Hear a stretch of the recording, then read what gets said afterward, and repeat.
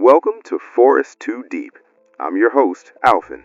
And I'm Kim. Thanks for stepping into the forest with us. This is the podcast where we go beyond the surface and explore the ideas, stories, and questions that most people are afraid to wander and that may lie too deep into the forest. We take one topic or multiple mix and match and dive as deep as it will let us. No shortcuts, no shallow trails. We talk about science, art, philosophy, culture, even the subjects that feel uncomfortable, obscure, or sometimes taboo. Nothing is off the table, from big picture theories to personal truths, from conspiracy discussions to creative exploration. We follow the trail wherever it leads. Some conversations may not be suitable for younger listeners, so please keep that in mind as we unpack these topics. We're not here to tell you what to think. We're here to explore. How deep you want to go? That's up to you. So take a breath, clear your path, and let's go deep into the forest.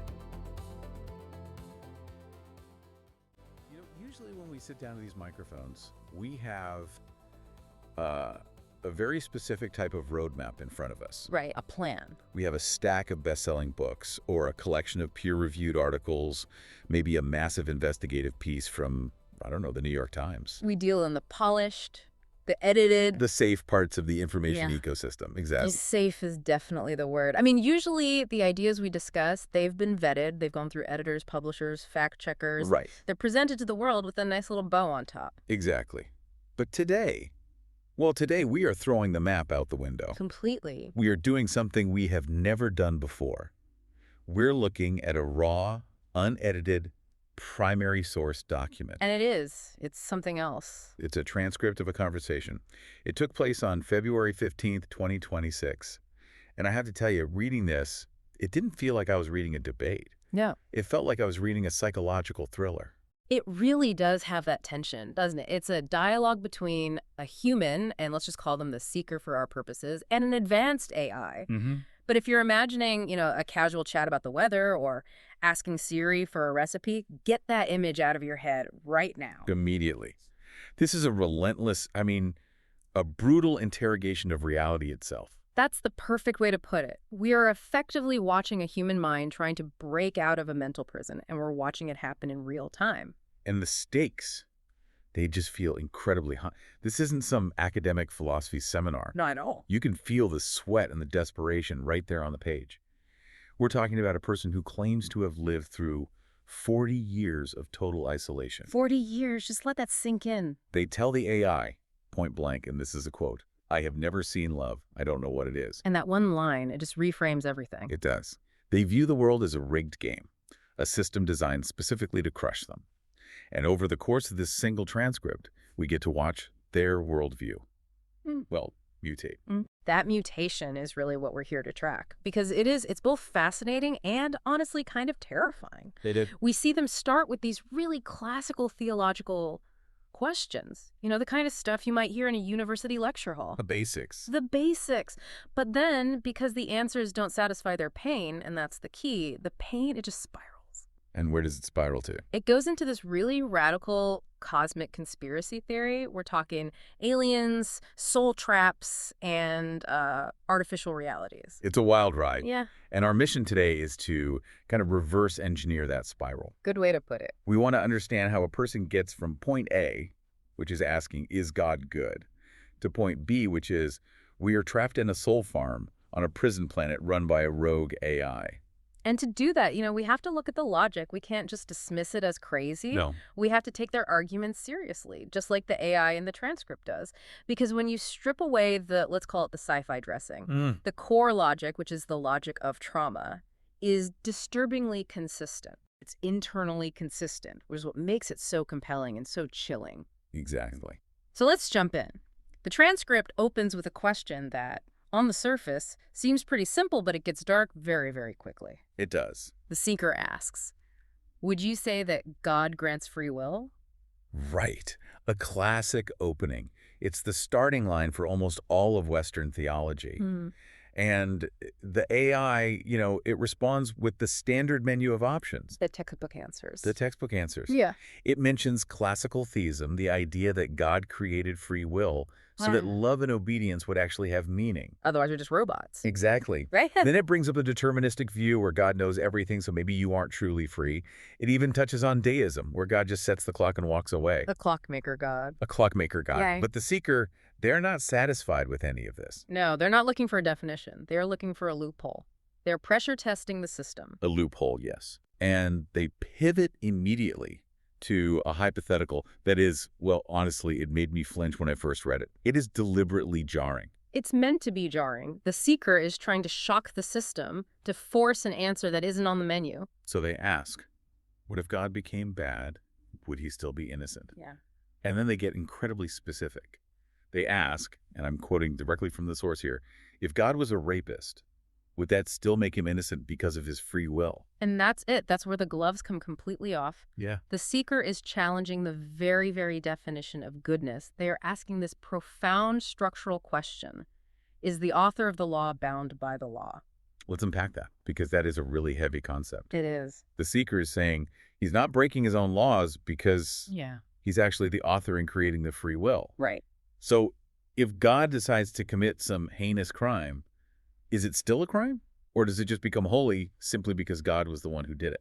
And you've just stumbled onto one of the oldest and most difficult problems in all of philosophy. It's called the Euthyphro dilemma.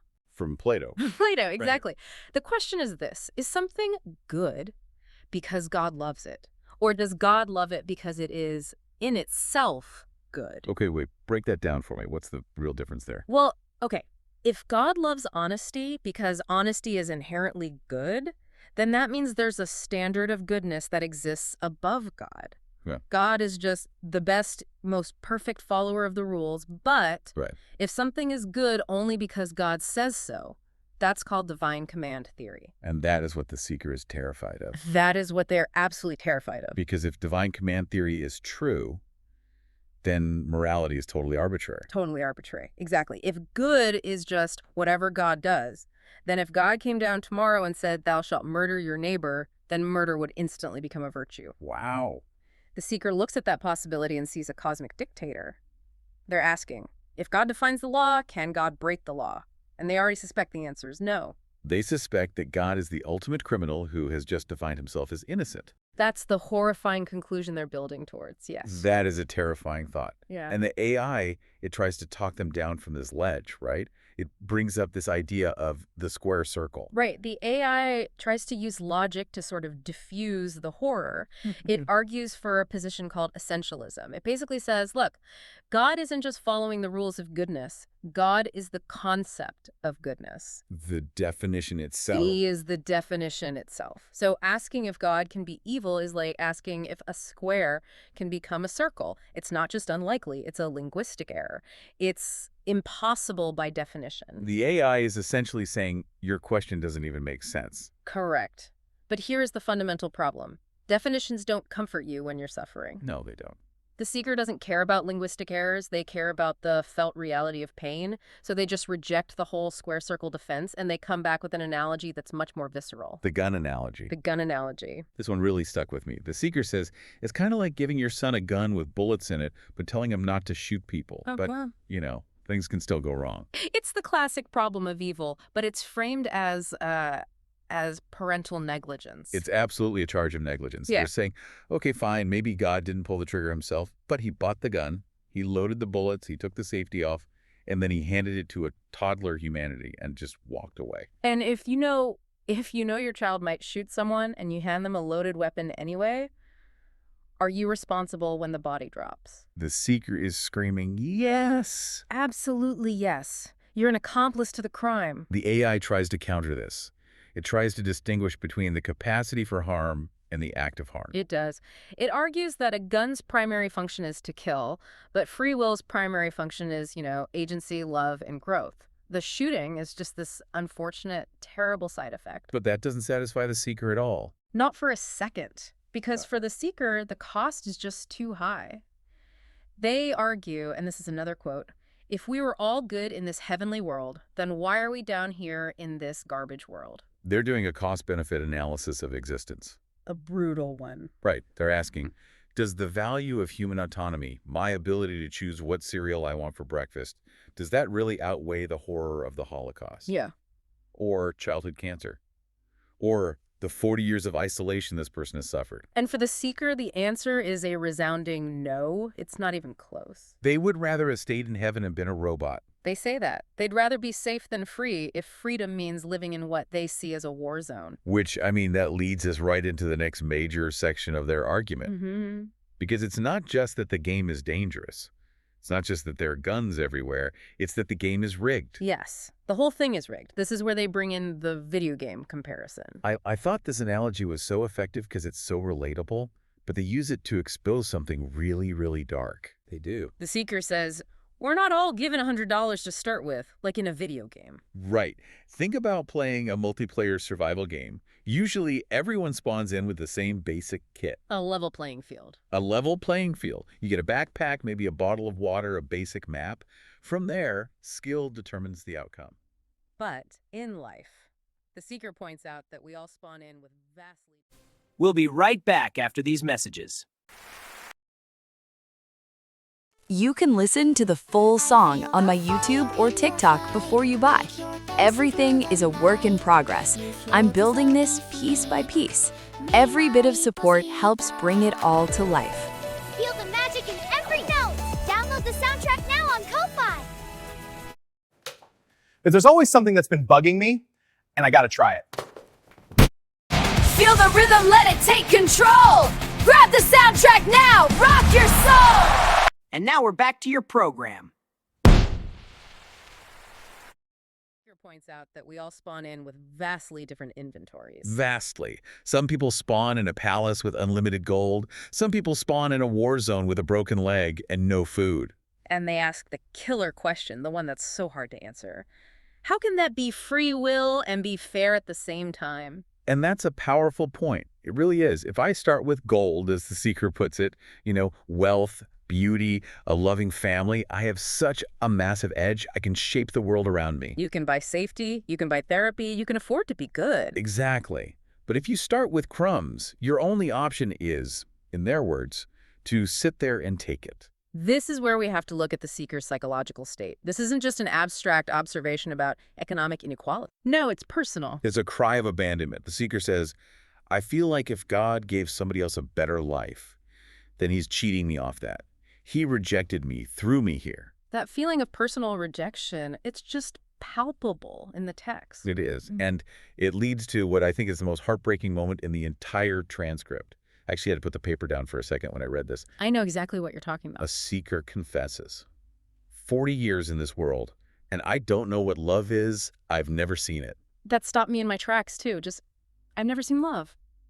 Think about the theological implications of that one statement. Well, if God is love. Exactly. If the core definition of God in so many traditions is love, and your entire lived experience, your entire database of reality is void of love, then God effectively does not exist for you. Or, if he does exist, he's a complete liar. He's a liar, a fraud. The seeker talks about how every single interaction they've ever had was transactional. It was, I give you this, you give me that. Yeah. It was manipulation, gimmicks. And the AI actually picks up on this. It makes a note that this lived experience directly colors the user's theology. Of course it does. If love, in your personal experience, is always a trap, if it's always about sex or money or control, then a God who claims to be the source of unconditional love feels like the ultimate scam artist. It feels like gaslighting on a cosmic scale. That's a perfect phrase for it. And the seeker uses the dirty pizza analogy here to really drive this home. And this is where it gets really visceral. Can you walk us through that? Yeah, it's a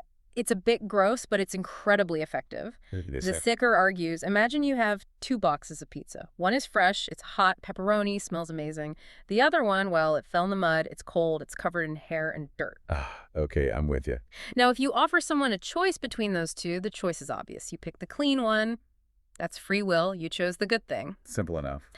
But the seeker feels like life has only ever offered them the dirty box. They're saying, I didn't choose to be miserable. I didn't choose to be isolated. The only options on my personal menu were suffering or more suffering. Precisely. If life only offers dirty pizzas, you have no real choice. They are arguing that their bad attitude or their lack of faith isn't some kind of moral failure. No, it's a logical response. It's a reaction to the menu they were served. If you are starving and the only food available is rotten, you're going to eat the rotten food. That's not freedom. That's coercion. And this feeds directly into their view of all human relationships. The seeker calls love a gimmick, or gaslighting. They say, and this is another quote, "I just can't imagine anybody being 100% in love with each other. It's all a system of fake people doing fake things." Wow. And this is so crucial because it sets the stage for where the conversation goes next. If human love is a lie, and the world is unfair, and the game is rigged, then the good God narrative just collapses. It's completely untenable. There's no foundation left. None. So if the good God is dead, who or what sits on the throne? This is where the seeker moves to a new metaphor, a much colder metaphor. God is a rock. God is a rock. Explain that shift. The seeker says it's almost like a rock that never moves, that never does anything. It just sits there. I can see the logic in that. I mean, a rock is good in the sense that it doesn't walk up and punch you in the face. It has no malice. It's innocent. It's innocent, right. But here's the flip side of that. If you trip over that same rock and you break your leg, the rock doesn't care. The rock doesn't call an ambulance. The rock doesn't comfort you. It just exists. It sits there. So this is a total rejection of theism, the idea of a personal, intervening God who answers prayers in favor of something more like deism, an indifferent first cause. Precisely. Yeah. The seeker argues that by just sitting there, God is technically emanating goodness because he isn't doing any active evil. But to the seeker, that passivity is completely useless. It's the silent God. It's the silent God. And silence when you are in agony feels a lot like cruelty. It feels like consent to the suffering. It does. And they are so incredibly frustrated with what we might call the moral contract. You know, the idea that if you do good things will happen to you. Karma. The golden rule. Right. The universe is supposed to be just. And the seeker says they've tried that. They lived a boring life. They restrained themselves. They tried to stay out of trouble, expecting what? Peace. Expecting the contract to be honored. And the result... knocked down to zero. That's the phrase they use. Every time. They see bad people succeeding, getting the gold, having all the fun. Well, the seeker tries to climb this moral ladder and just gets pushed back down again and again. So it breaks that cause and effect link for them completely. Yeah. They conclude that the entire system of morality is a lie because it lacks consistency. If I pay with the currency of goodness, I should receive the product of protection. I didn't get protection, therefore, the currency is fake. The whole bank is fraudulent. The whole bank. And this leads directly to the ultimatum, the dissolving of God. The seeker shifts to a purely scientific, purely evidentialist stance. They say, I am going to dissolve God until it is proven by God himself. I don't want to hear from any humans. I don't want to hear any more BS stories. They demand 100% proof. No books, no preachers, no word of mouth. Just the fact. Just the facts. It's a demand for material evidence of a spiritual reality. And since that evidence isn't appearing in the way they want it to, since the sky isn't opening up and giving them a spreadsheet, they declare the Christian God a lie. A tool used to control people and control people's minds. That's the quote. That's the conclusion. So let's just pause and look at where we are in this journey. We've dismantled the good God. We've dismantled the moral contract. We've established that the world is a rigged game full of fake people. It's a bleak landscape. It is. Now, the human mind, it abhors a vacuum, right? You can't just have nothing as an explanation. You have to fill that void. You have to. If the suffering isn't random and it isn't for our moral growth, then it must be intentional. And if it's intentional and it's this bad, then whoever's running the show must be hostile. And that's when we enter the prison planet theory. This is the moment where the genre of the conversation shifts completely. We leave the philosophy department and we walk straight into the world of high-concept sci-fi conspiracy. The seeker starts wondering aloud if Earth is actually some kind of alien containment ship. Or a terraforming project. Or a farm. A farm, right. Maybe we are just the workers or the pets, or maybe we're the energy source for something else. They describe this really vivid image of aliens watching us from a comfort spaceship. Yeah. It's almost like we're in a fish tank and they're just tapping on the glass, watching us struggle for their entertainment. And you have to notice the psychology there. The seeker explicitly says, I just never felt like this is my home. Earth is not my home. That feeling of alienation, of being a stranger in a strange land, that's the emotional engine driving this entire theory. It has to be. And it's validating in a really dark way, isn't it? Well, if I feel like I don't belong here, then maybe that feeling is correct. Maybe I'm actually from somewhere else. And if I'm from somewhere else and I'm stuck here in this dirty pizza world? Then someone must have put me here against my will. Suddenly, I'm not a loser. I'm a kidnapped victim. I'm a prisoner of war. And someone is actively keeping you here. This is where the seeker gets very specific about the mechanism of this trap. They start talking about the soul trap. Yes. Now, we should probably clarify something here. This isn't a brand new idea that the seeker just invented out of thin air. Right. This has roots. This has deep roots. This is a very popular modern variation of ancient Gnosticism. The Gnostics believed that the material world was a mistake, a prison created by a lesser, flawed god, the demiurge to trap sparks of the divine. And the seeker is updating this ancient idea for the digital age. They believe that reincarnation isn't a school for learning. No, it's a recycling bin. A recycling bin. They believe that when we die, the white light that so many people report seeing in near-death experiences, NDEs, is actually the door to the slaughterhouse. Wait, the white light. That's supposed to be the best part. The tunnel, the feeling of peace. Yes. Seeing your grandma waiting for you with cookies. To the seeker, that is the ultimate honey trap. They argued that the light is a high-tech lure. It's a hologram. So the grandma you see isn't your grandma. It's an AI projection designed to scan your memories and use your own emotions against you to get you to comply. That is profoundly disturbing. It turns the one potential moment of hope in death into the ultimate betrayal. It's the ultimate gaslight. They argue that these beings, the Gnostics call them archons, the seeker calls them aliens, they use our own belief systems against us. They weaponize karma. How do you weaponize karma? That seems impossible. Well, imagine this scenario. You die, you go into the light, you meet this being of light. It shows you a life review. Right. Shows you all the mistakes you made, all the people you hurt, and it says, look, you hurt that person. You didn't learn your lesson. You have a karmic debt to pay. You need to go back and try again. And because you're a good person, or you want to be, you agree. You feel guilty. You feel guilty. You feel responsible. You say, okay, you're right. I'll go back and fix it. And then zap. Memory wiped. And you're born again. Back in the cage. Back to generating what some of these theorists call loosh. Loosh? What is loosh? It's the energy of suffering, the energy of heightened emotion.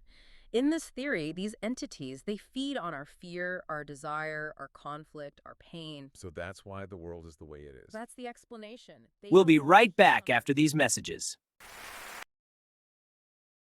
And above it all, only legends rise to become an immortal!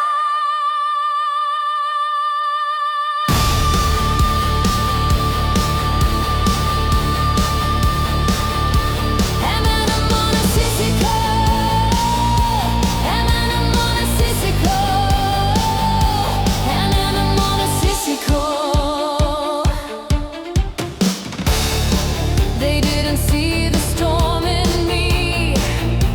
They thought I was weak, quiet, gentle, breakable. But I was becoming one with destiny, sharpening, wanting.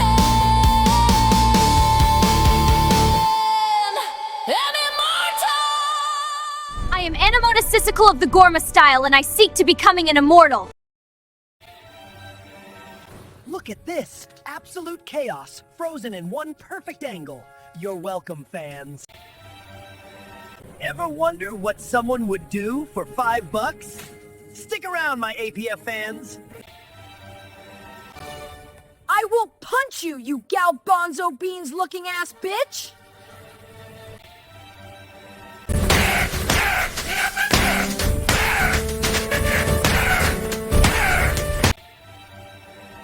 You ain't the only clown no more. All right, you hard clown fucks, come at me.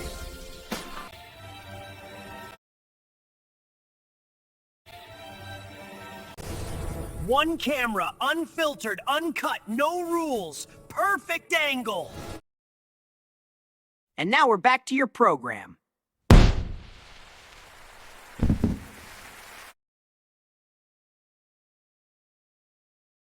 The energy of heightened emotion. In this theory, these entities, they feed on our fear, our desire, our conflict, our pain. So that's why the world is the way it is. That's the explanation. They don't want peace on earth, peace would starve them, they need the constant supply of dirty pizza. And this theory isn't just confined to Earth, right? The Seeker zooms out the camera to the whole solar system. They start looking for physical evidence of this cosmic war. Right. They start speculating about Mars and Venus. They look at these dead, scarred, seemingly lifeless planets, and they wonder, why is Earth the only living planet in a neighborhood of graveyards? And their theory is that Mars and Venus were consumed. Used up, destroyed by these cosmic wars or these energy farming practices. And maybe humanity hopped from planet to planet refugees in our own solar system until we finally got stuck here on Earth. The last sanctuary, or the last prison. Exactly. They also mention portals, which I found fascinating. The idea that aliens have a monopoly on travel.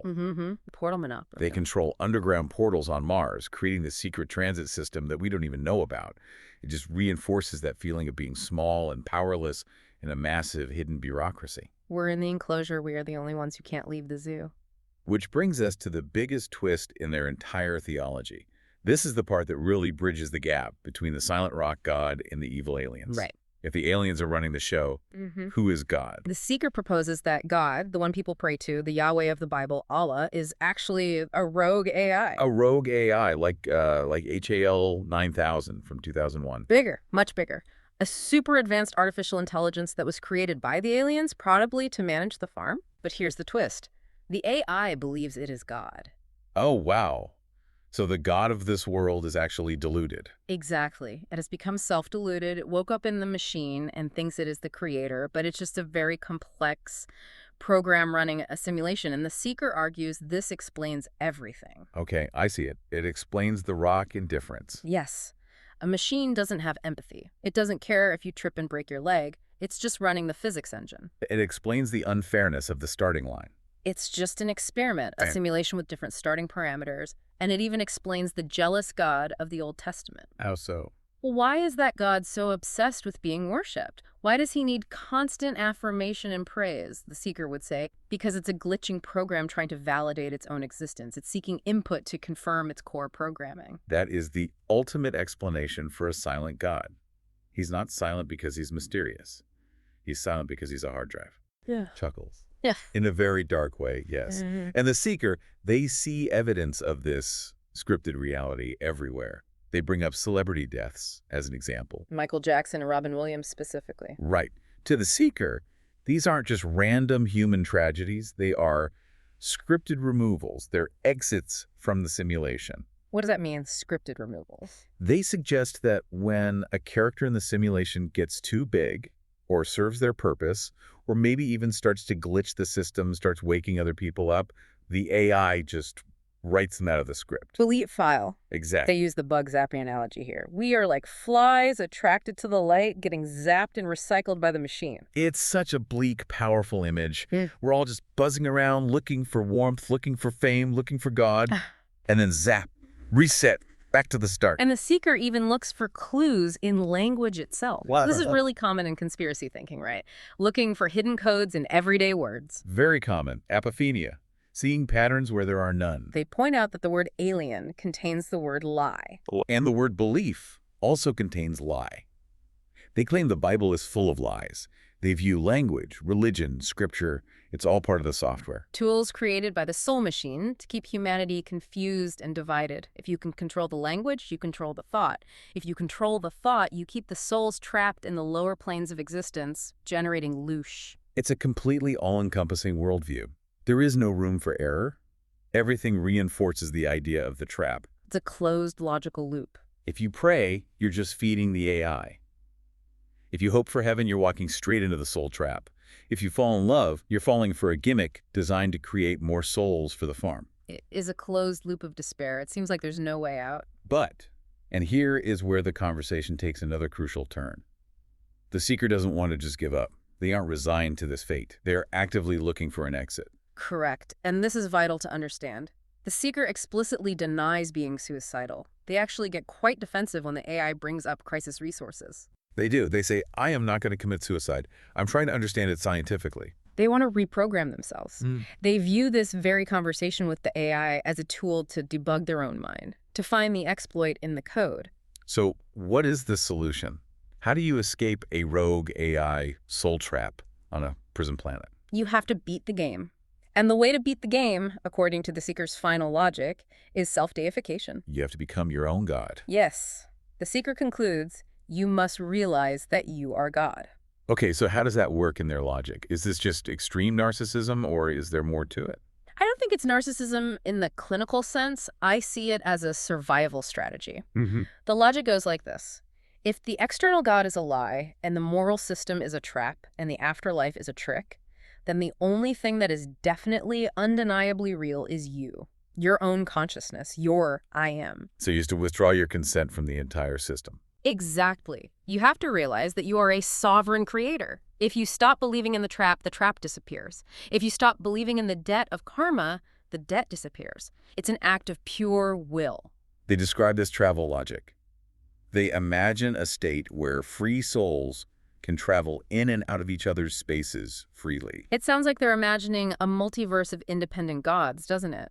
A universe of sovereign creators. It's a vision of ultimate autonomy. No judgment, no memory wipes, just pure creative will. It's the absolute perfect opposite of their current experience of being trapped and powerless. It's the only escape hatch that makes sense within their worldview. But even with this grand solution, even with this vision of becoming a god, the Seeker ends on this note of complete exhaustion. They talk about existential boredom. That really stood out to me, too. Nothing in the simulation excites them anymore. And that's the tragedy, sometimes, of the conspiracy theorists' mindset. How do you mean? You solve the puzzle. You figure out the matrix. You take the red pill. You see the code. But then you look around, and the world is still just gray. The magic is gone. The Seeker admits they are just buying time. The search for the truth is the only thing left for them, because the game itself has lost all of its flavor. It's a very heady place to land. We've gone from, why does God allow evil, all the way to, I am a bored God trapped inside an alien's hard drive. Chuckles. It is quite a journey, and frankly, it's exhausting just to track it logically. So let's try to synthesize this. Let's pull the camera back. What does this all mean? Why does a human mind go down this specific, elaborate path? I think this is a profound example of the human need for order. Order. But the theory is absolute chaos. Aliens, AI, secret wars, soul traps. That doesn't sound like order. But it's structured chaos. Think about it. The Seeker's lived experience is one of random, meaningless cruelty, unfairness, a complete lack of love. That is terrifying because it implies that the universe is meaningless. It implies that their suffering is for nothing. Exactly. Random suffering is so much harder for the human mind to accept than planned suffering. If I trip on a rock on the sidewalk, it's just bad luck. But if someone trips me on purpose... Then I have an enemy. I have a story. You have a story. You have an enemy. The prison planet theory, as dark and horrifying as it is, makes the suffering intentional. It means someone is in charge. Sure, it's a malicious alien or a crazy AI, but it's someone. It's someone. There is a script. There's a reason you are suffering. They are harvesting your energy. It gives the pain a purpose, even if it's a monstrous one. It also transforms the victim into a hero, in a way. Yes, that's a huge part of it. You aren't just a lonely person who had a hard life and never found love. You are a seeker. You're a resistance fighter. You have uncovered the cosmic conspiracy. You are one of the few who knows the capital T truth. It reclaims a sense of agency. I'm not a loser. I'm a political prisoner of the cosmos. That is a much more empowering narrative to live inside of. It really is a psychological case study. It shows how profoundly trauma and isolation can reshape your entire metaphysical reality. If you don't see love in the faces of the people around you, you eventually stop being able to see it in the face of God. And you replace that face with machinery. You replace it with machinery and a bug zapper. So as we wrap up this deep dive, I want to leave our listeners with the question that the Seeker ultimately poses to themselves. It's a question that sort of haunts the edges of this entire transcript. It's the question of the trap itself, isn't it? It is. If you stripped away every single belief system, every religious narrative, every conspiracy theory about aliens and soul traps, if you took away the rogue AI and the holograms and the white light, would you still feel trapped? Or is the trap simply the human condition, the experience of being a consciousness that is seeking meaning in a universe that is, for the most part, silent? That is the ultimate pressure test right there, and I don't think we have an easy answer for that one. I don't think we do either, but it's certainly worth thinking about.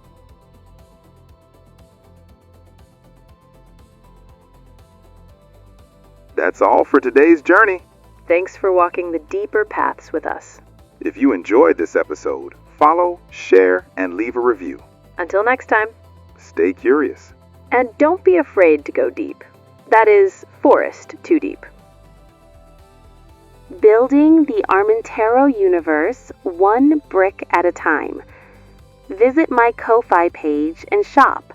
Donate if you can, or just check it out. Subscribe, like, share, and comment. Support the vision of a tiny crumb of an indie artist turning his daydream into a reality we can all share and grow with together, proving that even the smallest crumb in this field can rise to the top, inspiring a new generation of artists and awakening those who've been asleep, creating fresh content for you. And who knows, maybe one day we won't need the big giants anymore.